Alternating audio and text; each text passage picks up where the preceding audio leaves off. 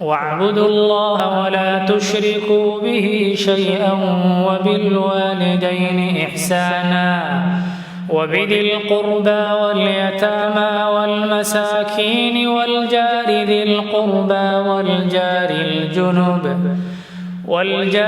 ذي القربى والجار الجنب والصاحب بالجنب وابن السبيل وما ملكت أيمانكم إن الله لا يحب من كان مختالا فخورا الذين يبخلون ويأمرون الناس بالبخل ويكتمون ما آتاهم الله من فضله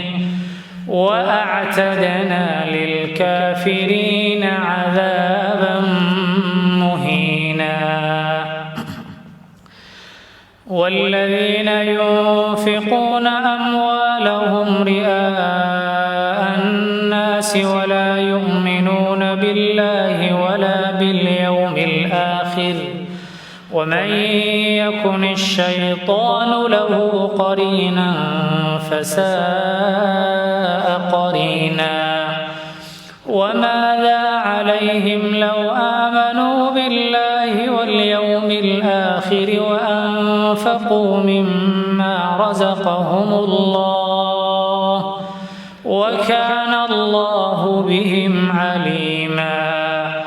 إن الله لا يظلم مثقال ذرة وإن تك حسنة يضاعفها ويؤت من لدنه أجرا عظيما فكيف إذا جئنا من كل أمة بشهيد وجئنا بك على هؤلاء شهيدا يومئذ يود الذين كفروا وعصوا الرسول لو تسوى بهم الأرض ولا يكتمون الله حديثا يا أيها الذين آمنوا لا تقربوا الصلاة وأنتم سكارى حتى تعلموا ما تقولون ولا جنبا إلا عابري سبيل حتى تغتسلوا وإن كنتم مرضى أو على سفر أو جاء أحد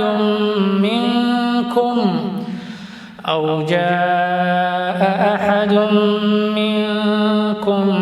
من الغائط أو لامستم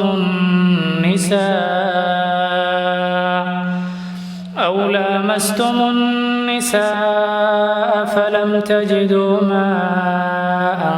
فتيمموا صعيدا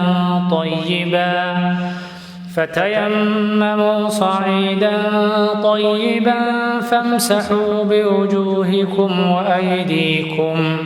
إن الله كان عفوا غفورا ألم تر إلى الذين أوتوا نصيبا من الكتاب يشترون الضلالة ويريدون أن تضلوا السبيل والله أعلم بأعدائكم وكفى بالله وليا وكفى بالله نصيرا من الذين هادوا يحرفون الكلم عن مواضعه ويقولون سمعنا وعصينا واسمع غير مسمع وراعنا ليا بألسنتهم وطعنا في الدين ولو أنهم قالوا سمعنا وأطعنا واسمع وانظرنا لكان خيرا لهم وأقوم ولكن لعنهم الله بكفرهم فلا يؤمنون إلا قليلا. يا أيها الذين أوتوا الكتاب آمنوا بما نزلنا مصدقا لما معكم من قبل أن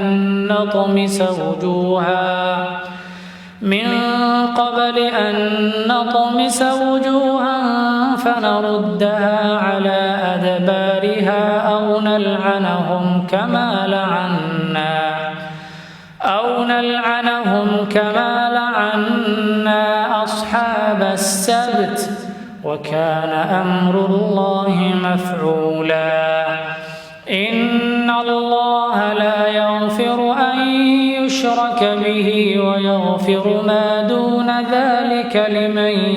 يشاء ومن يشرك بالله فقد افترى إثما عظيما. ألم تر إلى الذين يزكون أنفسهم بل الله يزكي من يشاء ولا يظلمون فتيلا. انظر كيف يفترون على الله الكذب وكفى به إثما مبينا. ألم تر إلى الذين أوتوا نصيبا من الكتاب يؤمنون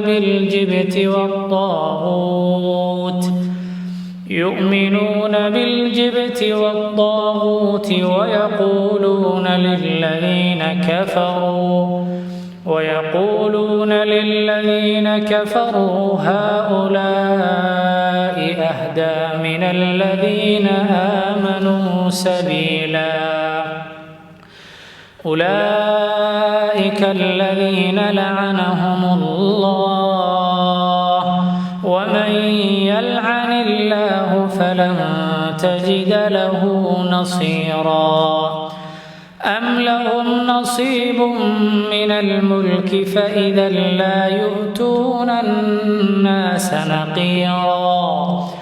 أم يحسدون الناس على ما آتاهم الله من فضله فقد آتينا آل إبراهيم الكتاب والحكمة وآتيناهم ملكا عظيما. فمنهم من آمن به ومنهم من صد عنه وكفى بجهنم سعيرا. إن الذين كفروا بآياتنا سوف نصليهم نارا